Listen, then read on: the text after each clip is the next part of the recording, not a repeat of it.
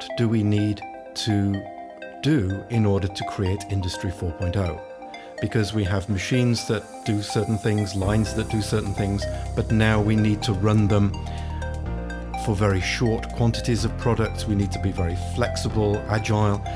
We're changing things so many times. How on earth are we supposed to optimize when we're changing what we do? We can't even rely on simulation tools anymore because the thing that they're simulating changes almost every day, and it's just a complete waste of time. How are we supposed to manage factories in real time in ever-changing situations? And so the digital twin is able to model aspects of a robot arm, or of a robot, or of a machine consisting of several robots, or a line consisting of several robots. And then you have an area, connected lines. You can start not to simulate the future, but optimize now, based on the standard models available, for example, from a machine vendor, so you don't need to model it yourself. You're simply taking in the different digital twins of all of these different devices you have on the shop floor, and then you put that together with your digital product model, and you then can assess, okay, if I right now were to run this product on that configuration with this set of materials, what's my yield? What's my cost? What's my setup delay? All of these different things are available immediately. This is the digital manufacturing world. That's my guest, Michael Ford, next on Reliability Matters. Welcome to Reliability Matters, a podcast for the electronic assembly industry. Each episode covers topics related to reliability, best practices, and environmentally responsible assembly techniques, with insights from experts across the electronic assembly industry. Now, here's your host, Mike Konrad. Michael Ford has more than 30 years working within the electronics assembly manufacturing space. Michael has a degree in electronics from the University of Wales. Michael started his career with Sony in the UK, creating software solutions as he acquired a broad range of manufacturing knowledge. He spent 8 years working in Japan, which provided Michael the opportunity to expand his innovation and leadership on a global enterprise scale. Today, Michael is the Senior Director of Emerging Industry Strategy for Aegis Software. Having worked with specialized software solution providers in the industry, Michael is an established thought leader for Industry 4.0 and smart factories. Michael is also actively working on industry standards with the IPC, including his position as chair of the new traceability standard, IPC 1782. Earlier this year, Michael's thought leadership on Industry 4.0 manufacturing and development of IPC Connected Factory Exchange, or CFX, was formally recognized when IPC awarded him with the prestigious President's Award. I spoke with Michael from his home office in Wales in the UK. Michael Ford, welcome to Reliability Matters. Thank you so much for being my guest today. Thank you for inviting me here. Well, the last time we saw each other, it was an entirely different world. I think we were in Hawaii for the SMTA Pan-Pacific Conference way back in February, which was 1,000 years ago. So much has changed since then. It's a very interesting world. Yeah, the whole world is upside down. So yeah, this is kind of a crazy world. I mean, up is down, left is right, black is white, white is black. It's just, the rules change every day. It's just been quite a challenging time. And I think in any challenging time, there emerges some silver lining, some opportunity. And I think maybe you can confirm this if it's true in your world or not. We see, as an equipment manufacturer, since people can't go anywhere, they are turning inward onto maintaining their equipment and improving processes and things like that, where maybe in a real world where people are coming and going and vendors are filling their lobby and they're going to conferences and trade shows and whatever, maybe they wouldn't have time to look inward. Are you seeing some of that in your world?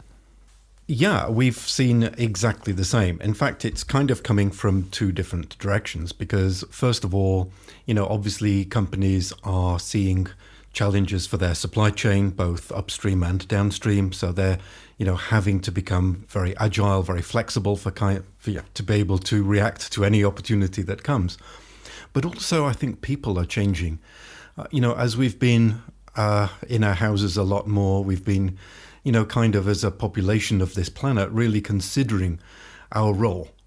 And that kind of has an influence as to the kind of products that we want to buy. Are we happy with the amount of waste that goes on? Do we want to be more conscious of the environment?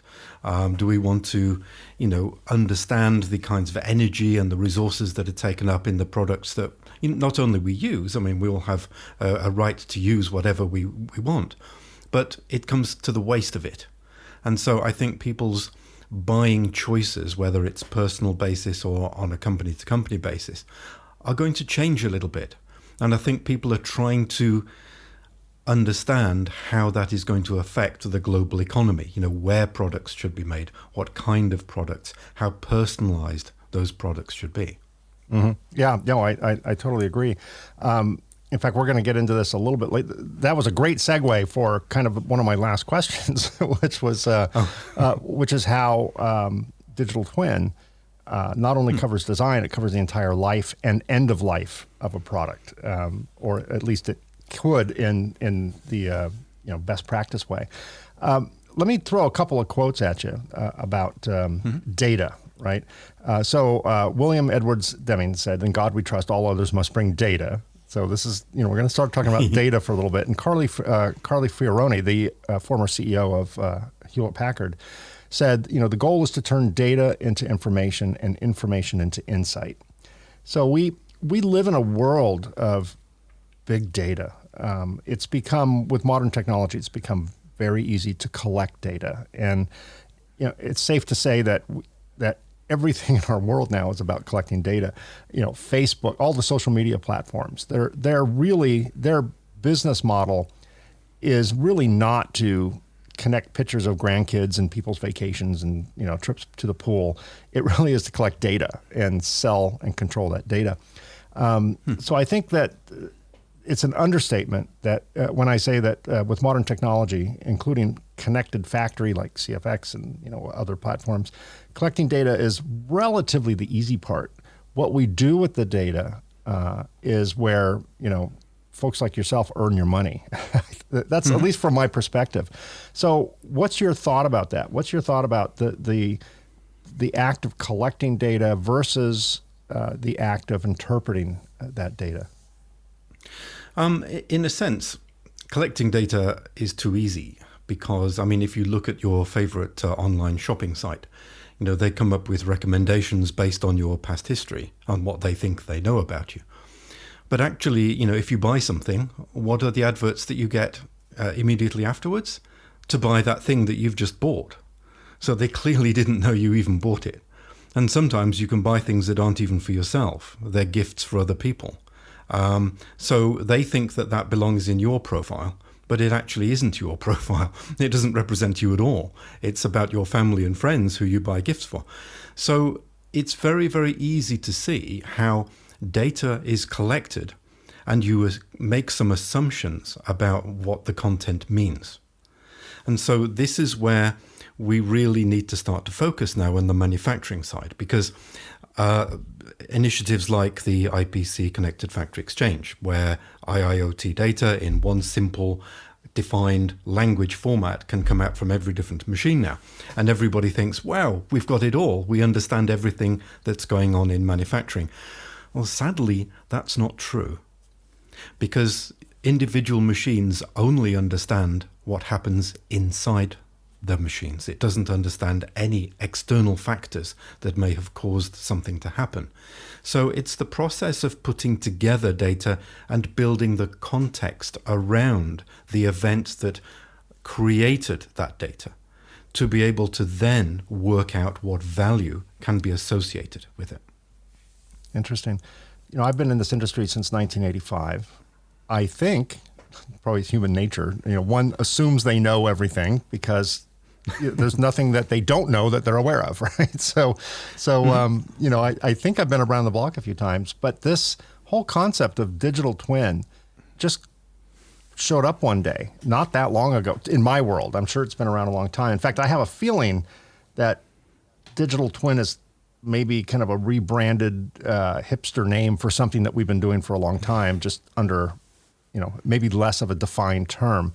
But explain to my audience and me, I blame my audience, but you can really explain it to me. The whole concept of digital twin and what it is and what it is designed to do, and the advantage of digital twin over maybe a more conventional build a prototype, try and destroy it, build another prototype, try and destroy it. Tell me how the old world and the new world have collided and what the benefits are. Well, first of all, digital twin. I was making computer programs back in the 1980s as a young software developer, and believe it or not, the programs I made back then were digital twins. And in fact, pretty much every computer program is a digital twin because it's taking data and using data, which is a reflection of a physical action or object.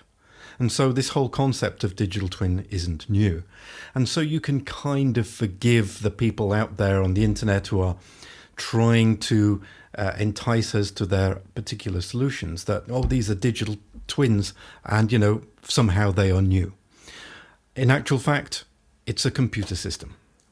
Now, the key thing about computer systems is that we're using data, and the data is in a format which is related to that system. And so we get a problem where we would like to have different applications utilize the same data. Now, it's like a parallel to the connected factory exchange where we neutralized the communication between machines. What if we could neutralize the communication between computer systems? That is, we could have a design system create a digital product model, which would then be compatible with an EMS company's digital manufacturing model, which would then be also compatible with a digital life cycle model of the product as it's used in the market. Now, for sure, these are three completely different silos in which there are completely different computer systems using completely different data. But we need to exchange that data. We need to be able to understand, for example, as a designer, I have my design. I've used a digital tool to create my product. I would now like to understand, is this product fit for purpose in the market? And are there any constraints in realizing my product in manufacturing? And so it's not just a simple black and white question of yes or no. Manufacturing can be so complicated with so many different kinds of machines, different materials, and even the materials can be different in different locations. There's an awful lot of variability that designers simply wouldn't be able to comprehend. And so how are they supposed to know whether their design is good or not? They have a digital twin of their product already. So when we created the IPC digital twin, this is creating an interoperable architecture such that different digital twins that are currently available today from different vendors doing different things can now have access to the data from each other, because there is a standard kind of definition on how to say that that data is present, where it came from, how good quality that data is, how complete it is, and for what it can be used for, so that we can start to break down these barriers between the silos and be able to have a much, much further reach for people to use data that we already have in these different systems. Yeah, very interesting. The language that these computer systems, these digital twins, connect to technology, that is something that I think you've been involved with. IPC has CFX. I think there's another, maybe one or two other platforms out there. Is that going to be the common language, do you think? Is this a VHS Betamax competition or relived, or is there one clear outstanding performer that will, at least for the time being, be the language of choice? It's a good question. And, I don't like to see confusion in the industry where people are kind of bashing one standard against another. But, people will choose the standard that makes sense to them ultimately. And in assembly, I personally hope, or at least I see the value of connected factory exchange as being quite unique.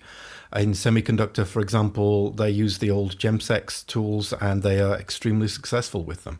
And, all of their systems, their traceability, everything's based on those. So we don't want to reinvent a wheel. And so this is why the IPC digital twin has the ability to represent data in many different forms. And it's really the understanding which form is it in that is going to enable it to be read and therefore used. And so it becomes interoperable between many different applications, all working together toward different goals or even a common goal.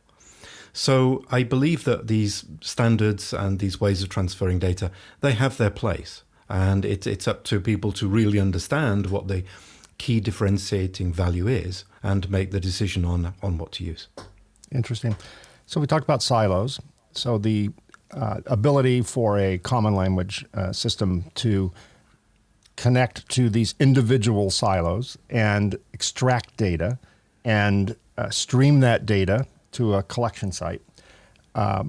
That whole process introduced an entire new word to my vocabulary, which I'll thank you for, and that word is ontology. I didn't know what ontology meant, so I had to look it up. And to me, if I heard ontology, I would. If someone said I'm going to go see my ontologist, I would pray for them. Right? I would think there's something really bad, right? And they have to go see an ontologist. But evidently I'm wrong. Ontology has a different meaning. Tell me what ontology is and how that kind of delivers that data to the last mile of value. Yeah, it's a really interesting word actually that covers something which is in essence simple, but actually quite complex. Ontology is really the way in which different pieces of data can be put together to create meaning. Now, let's consider a very, very, very, very simple example. Lean materials. So instead of pushing materials out to the shop floor just because it's a scheduled time, why not listen to the machine and have the machine let you know when it needs material? Now, there are several pieces of data that need to feed into that. For example, what is the machine doing right now? How fast is it consuming a piece of material? How many materials are there left on that reel? What is the performance of the machine? How many pieces of PCB are there to finish before we change over? And if you change to a new model, is that material still used or not? And then you have to think about the material delivery. How long will it take to go and find that material and verify it, put it onto a feeder and bring it to the machine? Do I need to take care of the moisture sensitive content? That all of these different aspects, and there are many, many more, are individual data points that can be read or managed by an MES system. The ontology is the method by which all of those individual points are put together in order to say, I'm going to create this pull signal, which is effectively a command to a logistics agent to say, please, will you go and collect this material from this point and deliver it to the machine? That instruction is made based on the ontology, which is that kind of an algorithm that will put those data points together. But the thing to remember is that was just one very, very simple example. And, there are literally hundreds, if not thousands, of algorithms that are at work in real time in a modern MES system. And so the ontology becomes something a little bit bigger that says, okay, how am I going to structure the hierarchy of the data sets so that I've got all of this interaction of these data sets and data points going on in a way that's going to deliver the maximum value, but also it's going to be flexible to reflect what customers need. So the word ontology covers these kinds of rules, most of which are actually built in to the logic within the MES solution. But a lot of it is also available for customers to play with in terms of how they perform analytic searches. How daunting is, if someone said, okay, we're going to embrace this digital twin concept, collecting the data, as I mentioned earlier, is a little easier now because a lot of machines are, industry 4.0 ready, whatever. How daunting is the process of adopting a digital twin and, all the way through to the point where you've gone beyond collecting the data you're now interpreting the data. Is that, have we reached a point in our industry where this can be a mainstream process, or is it still, is the wrapping still on it and it's still shiny? Well, it is interesting, actually, because a lot of new players in the industry, including homegrown players, they see the opportunity of all of this data and they think, wow, let's get some reports together. And, they think it's going to be great because the technology is there. And so therefore it must be better than it's been in the past. But the reality is that it's the opposite. As I started out saying, sometimes the data is too easy to get hold of because it's the basic principles. I mean, within surface mount technology, within the assembly industry, and this includes the design flow into manufacturing, nothing has really changed over the last 25 years. We are still doing exactly the same things with the exact same machines, with the exact same materials. Okay, the machines got faster, the materials got smaller, but the basic process is the same. And so you have a huge reservoir of know-how within people who are knowledgeable in the industry. These experts in manufacturing, a lot of them, are members of IPC.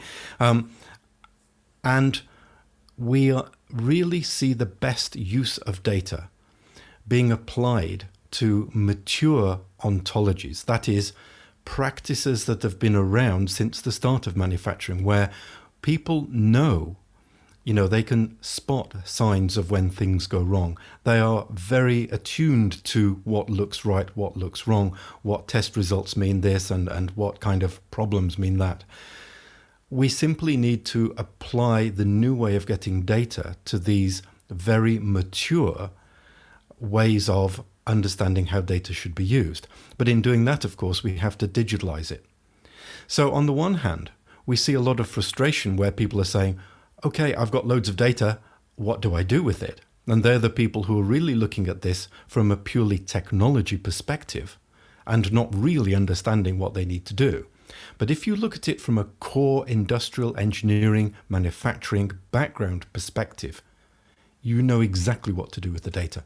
And that's this built-in ontology, the value of it, I should say, from systems, like the MES systems, where, you are buying a solution. You're not just buying the software. You're not just buying the ability to capture the data. You're buying that, many, many, many man years of know-how in knowing what to do with that data to make the best value. Interesting. So now we're in a world where we're collecting data. I've got all my machines connected through a common platform. That data is being dumped into some server. And where does one get the platform, the software, the whatever to and start interpreting that data? In other words, I know you work for Aegis, and that's what I think that's what your company does, among other things.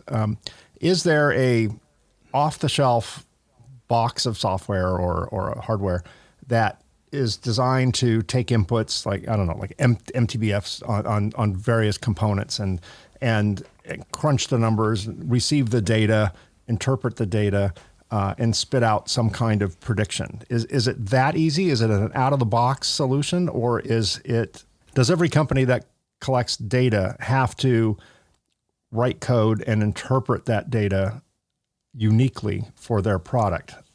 Does that make sense? Is it an off-the-shelf solution? Is it a hybrid between off-the-shelf and user input? How does that work? That's an extremely good question, because there are two worlds.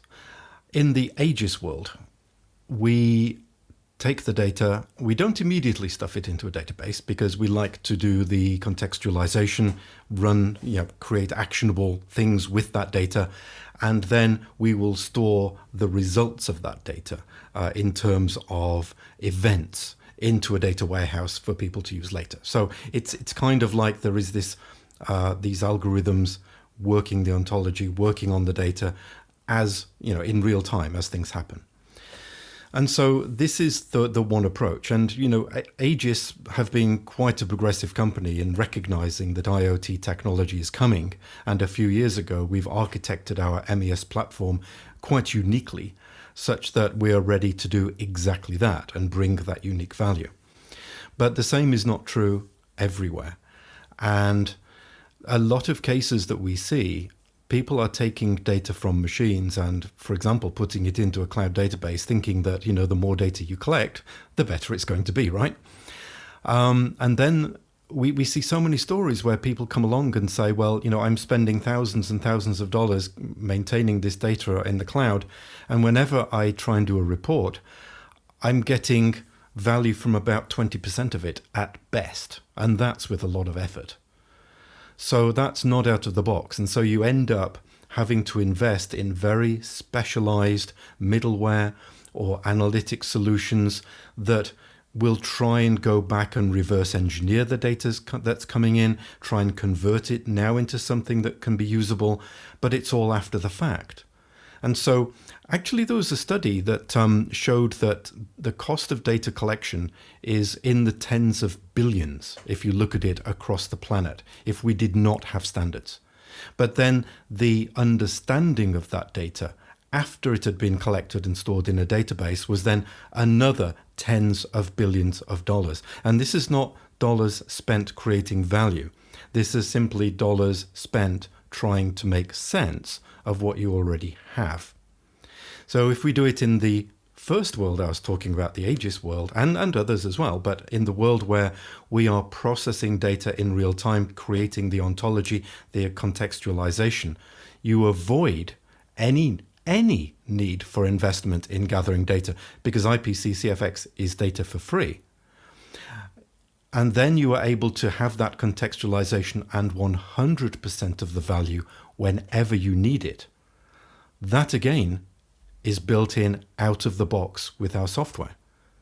So the industry itself going over to these smart solutions for contextualization as well as the data collection, it removes, I would estimate, like 90% of the total cost and burden for the industry to become smart. That's the difference between the two scenarios. Interesting. What do you think is the number one goal, if you were to put things in order, of digital twin? Is it a quality tool? Is it a reliability tool? Is it an efficiency tool? A value tool? Is it all of it? Is it one more than another? What's the driving force behind digital twin? It's all, but there are priorities. So the first priority that I've seen is the traceability. So understanding the performance of, for example, quality and reliability, the performance of products in the market, because we are still endlessly chasing this concept of zero defects. We want to make perfect products, but there are so many factors that affect that. They could be based in manufacturing and materials, in processes, in handling, in the supply chain. It could even be as a result of the environment in which they are working. And, there is specific design rules according to the product as to where it cannot work. So we need to have the full picture of understanding reliability and quality from design through manufacturing and all the way through the market. So this area has created a huge amount of interest because that data simply has not been available and assumptions have had to have been made, and a large amount of money is being lost simply because there is no real visibility about, the actual real world causes of, product issues. I think a second factor would be design through manufacturing. This is a very, very interesting area. And it's kind of related to the reliability as well, because the more successfully you introduce your digital product model into a digital manufacturing model, then the quicker the feedback, the better the interaction. And, you can start to really design for actual manufacturing, not what some person may think is the general guide for manufacturing, which we've been doing for the last few years. And so the interest in this area to be able to exchange data between design manufacturing is area 2. Area 3 is really the understanding of what do we need to do in order to create Industry 4.0. Because we have machines that do certain things, lines that do certain things, but now we need to run them for very short quantities of products. We need to be very flexible, agile. We're changing things so many times. How on earth are we supposed to optimize when we're changing what we do? We can't even rely on simulation tools anymore because the thing that they're simulating changes almost every day, and it's just a complete waste of time. How are we supposed to manage factories in real time in ever-changing situations?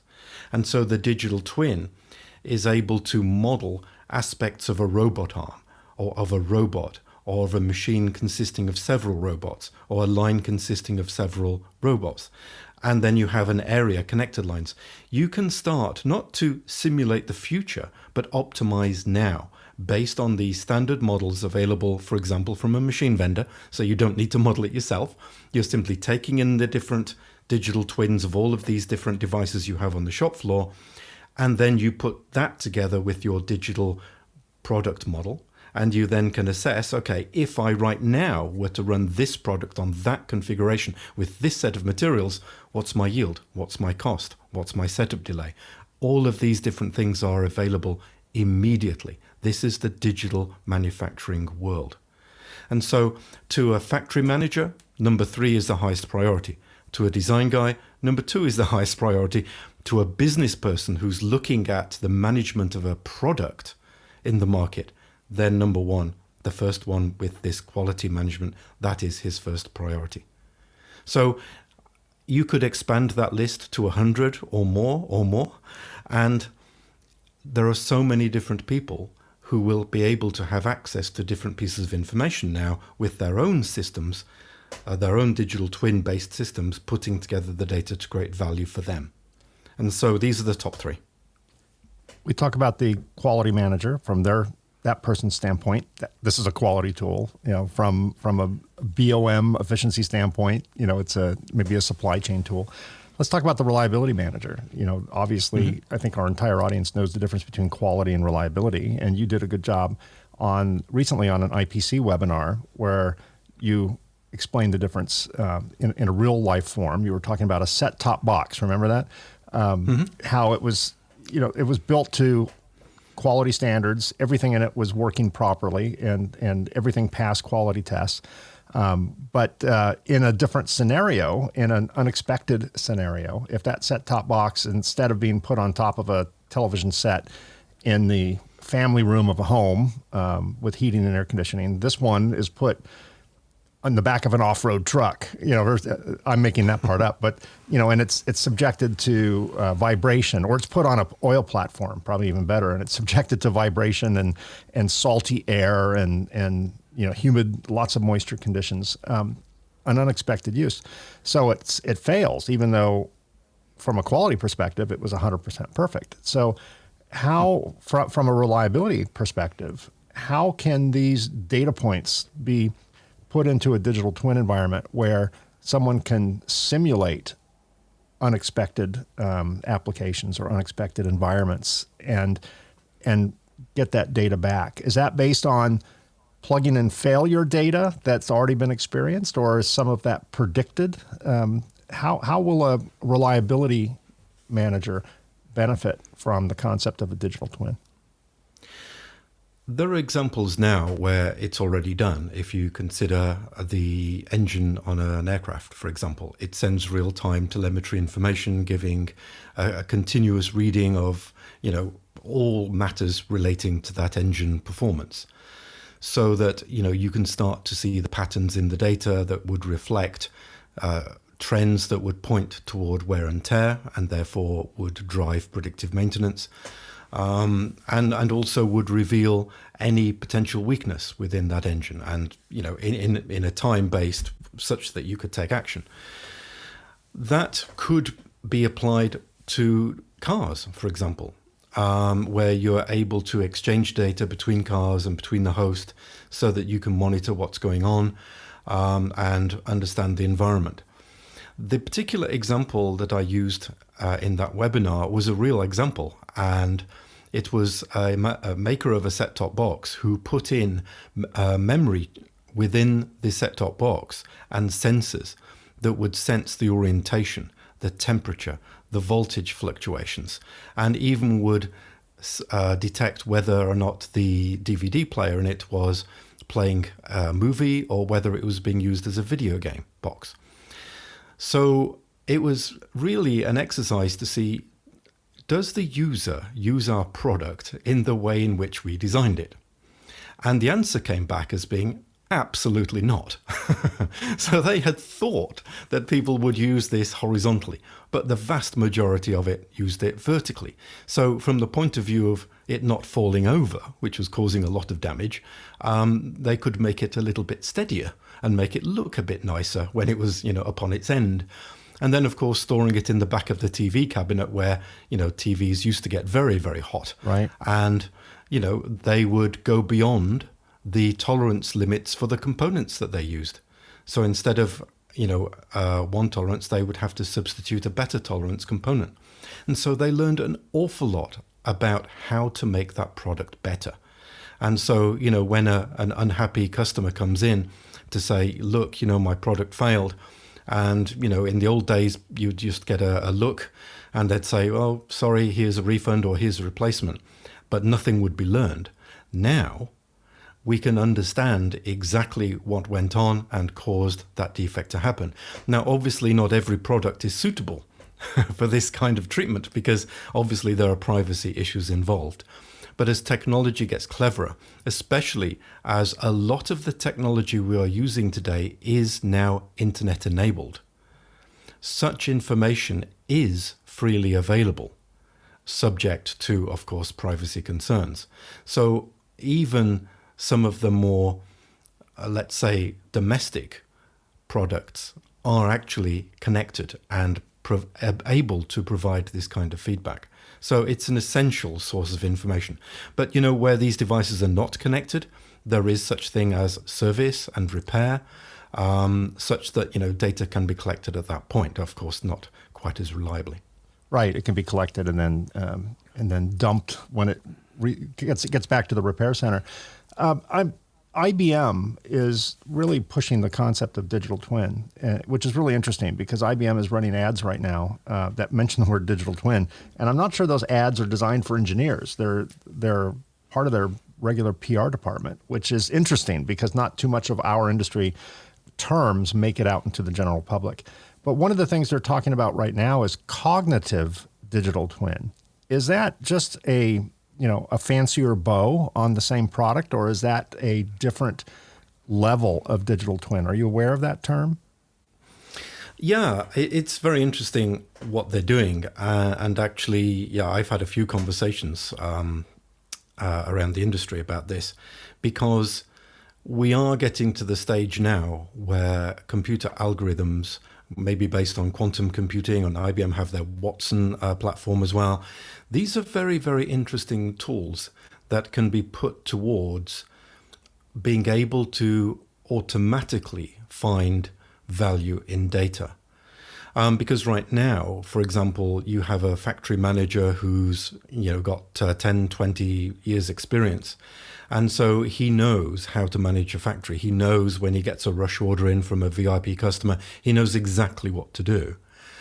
A software system today, your average typical legacy software system today has absolutely no idea what to do and is dependent on human input to guide it towards making what needs to happen. Wouldn't it be interesting, though, to have some form of cognitive or intelligent application who would be running the factory? Maybe this is going to be quite a few years away before we were to trust something like this. Initially, it's going to be like having a baby running the factory. They're going to really not know what to do. They have no experience. They're just looking around, waving their arms and legs and thinking, I'm learning every minute, But after a while, they will start to put together, because it's all a question of that algorithm understanding what is good and what is not good, what is successful and not successful, what's made the customer happy, and what is the most important thing, which is to make the customer happy. But we have to save cost, we have to have quality. So it's a matter of training such algorithms to do that. And I believe that those things are possible in the near future. And I think this is a really, really exciting area to explore. And the whole thing is really enabled by the fact now that we do have reliable information coming from machines. We have good contextualization and ontology being built such that these tools can now really get a good visualization digitally about what's going on. And so the only thing that's left is the algorithm. And if things like Watson and cognitive computing can do this, yeah, it's coming. I think it's going to be really exciting. I love the fact that you keep using the term algorithm, where you're resisting the temptation to use the very overused term artificial intelligence.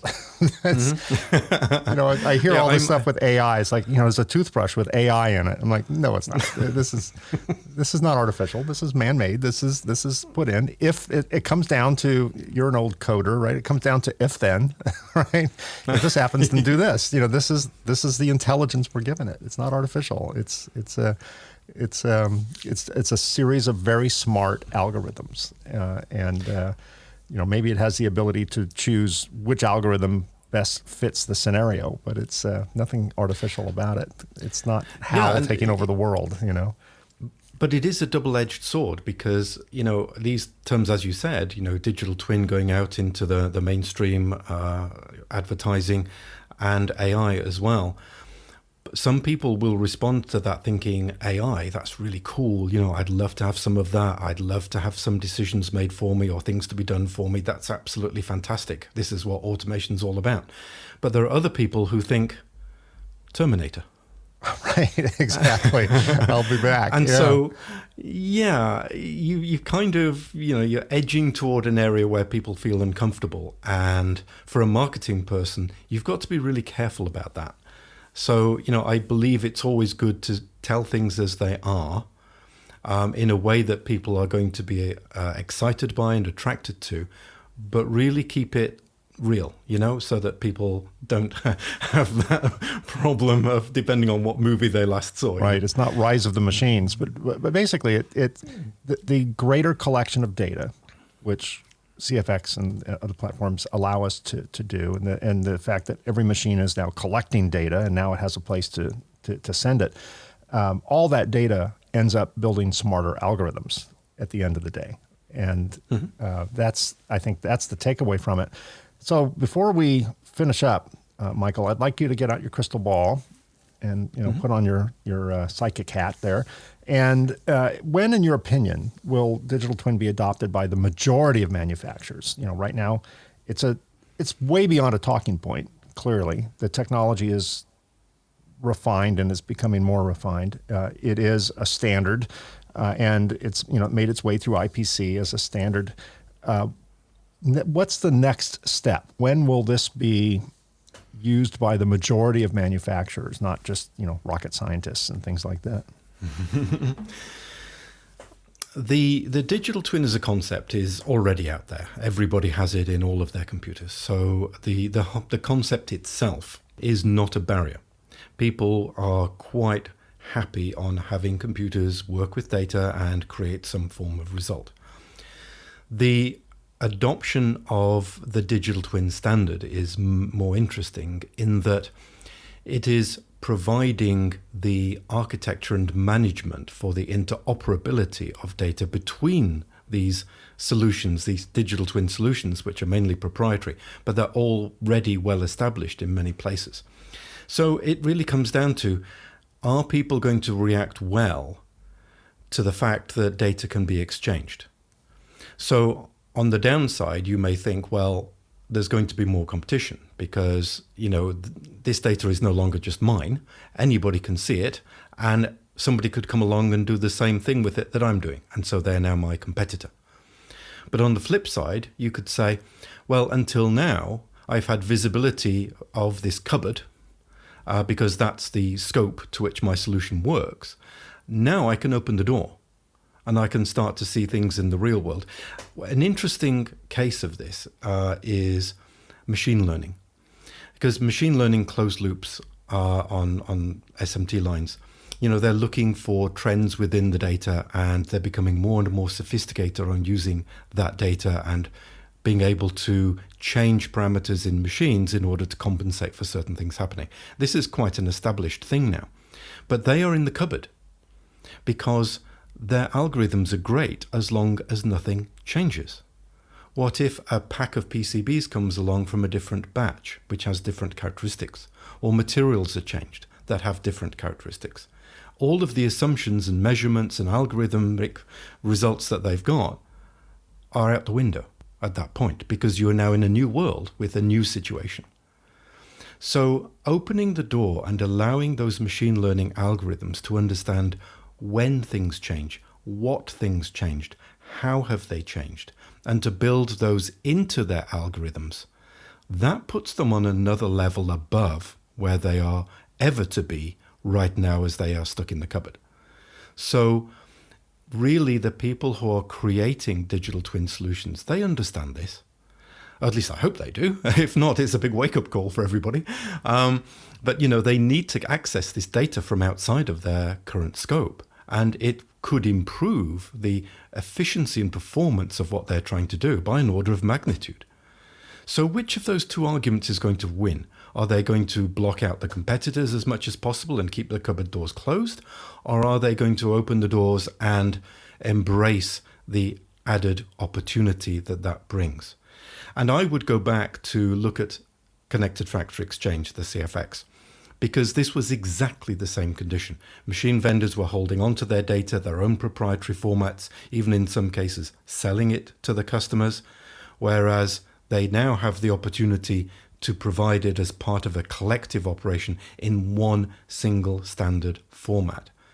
And the vast majority of machine vendors have chosen to use the standard. I was going to ask that. Because they are adopting the, we're collecting the information, it's owned by the customer, we're going to send it down the pipeline for free. Yes, I mean, for free is a very dangerous statement, but certainly it's free of the need for investment in middleware and conversion and all of that kind of stuff. Right.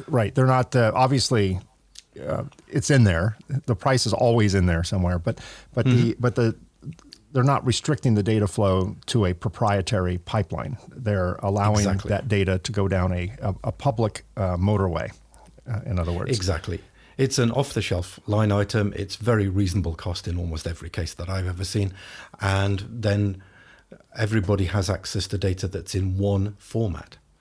So, the value of that to customers, and, even there's a competitive nature to machine vendors, because, remember, the reverse case is always true as well. The machine vendors get to see the data from all the other machines on the line. They know when products are being made, when machines are stopped, when things are changing. If they want to do closed loops now, they don't have to even talk to the other machine vendor at all. They simply need to plug and play with that machine and off it goes. So they are understanding that the combined value to themselves and to the customers is way more than that competitive advantage that they once thought they had. So I do believe that the same principle will apply to digital twin, the standardization of that, as CFX has applied to the standardization of machine data. Well, I think you're right, and time will certainly prove that out. 3 years, hopefully. Okay. All right. I'm going to set that's just a finger in the air. I'm going to set my calendar reminder right now that 3 years from now, I'll come back to you and we'll hold you to it and see how your predictive skills go. Yeah, we will see. But I think that given the current state of the world and how people are looking toward technology to help them adapt and to really differentiate themselves now in this difficult market, these are the tools. People realize that they now need them. So I really see an acceleration of this. Even already, I am seeing this acceleration of not just the interest in these tools, but actually the need to have them. Yeah, I see also a huge value in digital twin, not just for quality, but for efficiencies. Because I don't need to tell you this, Michael, but in this industry, it is a and frequently it's a race to the bottom. The fact that, we'll date ourselves a little bit, talk about, Blu-ray player. I remember when Blu-ray players first came out, they were $1,000, right? And then the last time I bought a Blu-ray player, which was many years ago, I think I got it from Walmart or Kmart or one of the marts, for $32. It was $32 for this Blu-ray player. And I started thinking, this was made by a factory, probably in China. They made it profitably. They put it on sent it to a freight forwarder, put it on a ship, and the container company made money on the shipping. The distributor was probably sold through a distributor to Walmart. They made money, and of course, the retailer made money on it. And the entire thing was $32, even if there was zero cost. If the entire profit was $32, I don't understand how it's worth anyone's time, right? And obviously they had manufacturing costs, component costs, engineering costs, service, repair costs. So our industry seems to every year sell products where every year the product has to be half the price, run twice as fast, be half the size, last twice as long as the year or two before. So we are in many cases, a very, very, very lean profit margin because electronics have become commoditized to a great degree. So with that in mind, anything we can do to make the process run more efficiently adds a few more cents to our pockets, right? So I see the whole concept of digital twin as, in addition to quality, which of course saves the company money, really driving efficiencies in the process. It's true. Your $32 Blu-ray player, how much do you think the actual raw materials cost? It's, as a rule of thumb, it's about 10%. Yeah. So you're looking at $3 of actual value there sitting on your thing. I mean, even Apple a couple of years ago came along and said that making iPhones in China, the manufacturing cost was 1% of the end retail value. Wow. So you're thinking as an industry, like, I represent 1% of this business value chain. Why am I even trying to save money? Because if you were to save money for the other 99%, that surely got to be easier. Like, the air freight costs, all of the distribution. And this is what we've seen happening as distribution chains become much, much shorter. There are less people involved, less people taking their cut. It's almost like direct shipping from the factory now. And this is all the attempts to reduce the cost of that 99%. But you could apply that logic to manufacturing iPhones in the US.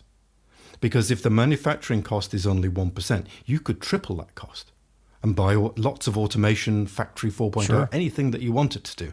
And it wouldn't affect the end price that much. But what would affect the end price is not having to ship it so far, not having to have so many phones on the water or in the air, not so much pollution and destroying the planet, as it were. And this is tangible value now. Absolutely. When you are talking to people who now prefer you not to do those kind of things anymore. So this is how the industry is changing. This is going right back to where we started.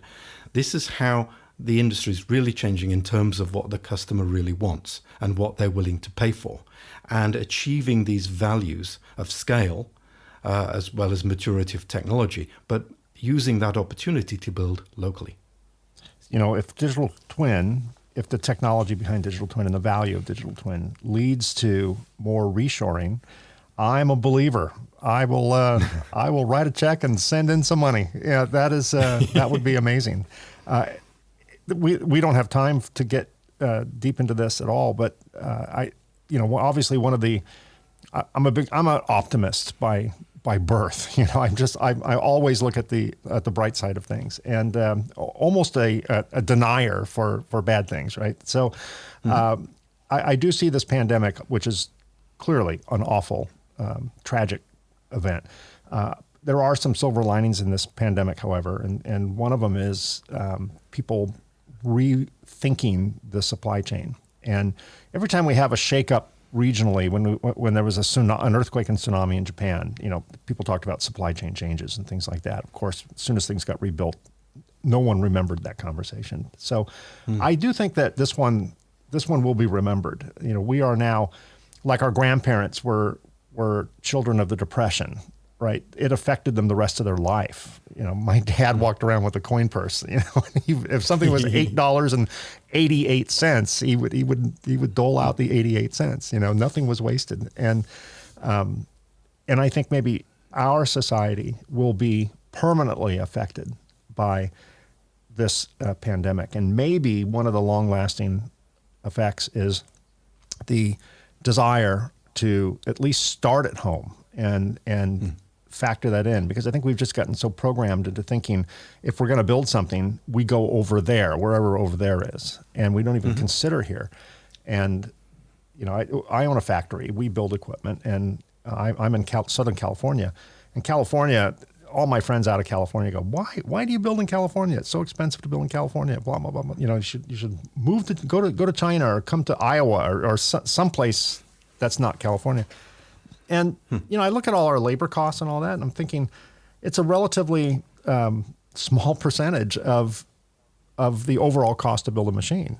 And yes, I could move to another part of the world where it's a lot cheaper. And if I passed on the representative savings to the customer, it would be very small.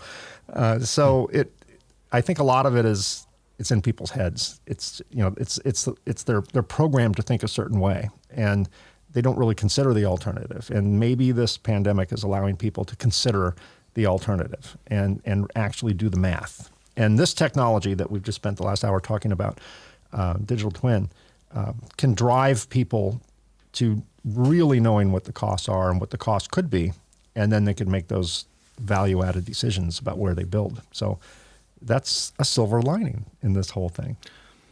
Yeah, it really is. It's the mechanism by which we springboard out of this, taking the innovation from so many people as we see them now, responding to challenges and opportunities. We're going to see huge growth after this, actually. And there's always a race when there's growth. And that race just brings inspiration. It brings competitive nature, and we achieve so much more. So there really is a silver lining coming out of this. And if it's motivated by avoiding the problems that we've seen, like the shortage of materials from areas on which we're dependent but have no control over, we want to take control. We want to bring things within our own area of management, whether it's a country or a group of countries working together. So it really does bring everything into focus, which is, I think, what should be the case. And so this is how we drive this positive way out. Well, excellent. Well, Michael Ford, thank you for all your wisdom. Thank you for all you're doing to bring us to the next generation of manufacturing. And thanks for sharing your wisdom with me and our audience. That's my pleasure. Thank you very much indeed for the opportunity. Well, that's another episode. Thanks for listening to the Reliability Matters podcast. Don't miss an episode. Subscribe to Reliability Matters on Apple Podcasts, Google Podcasts, Spotify, iHeartRadio, or wherever you get your podcasts. A special thanks to Circuits Assembly Magazine and Ascendo Reliability for syndicating this show, and where you can listen to this and other interesting podcasts on PCBchat.com and reliability.fm. Thanks for your questions and episode suggestions. Please keep them coming. Send comments to mike@mikekonrad.com. That's Konrad with a K. We'll be back in 2 weeks with another episode of Reliability Matters. Once again, thanks for listening, and keep doing it right. Thanks for listening to the Reliability Matters podcast. Join us on the second and fourth Tuesday of each month for new episodes of Reliability Matters.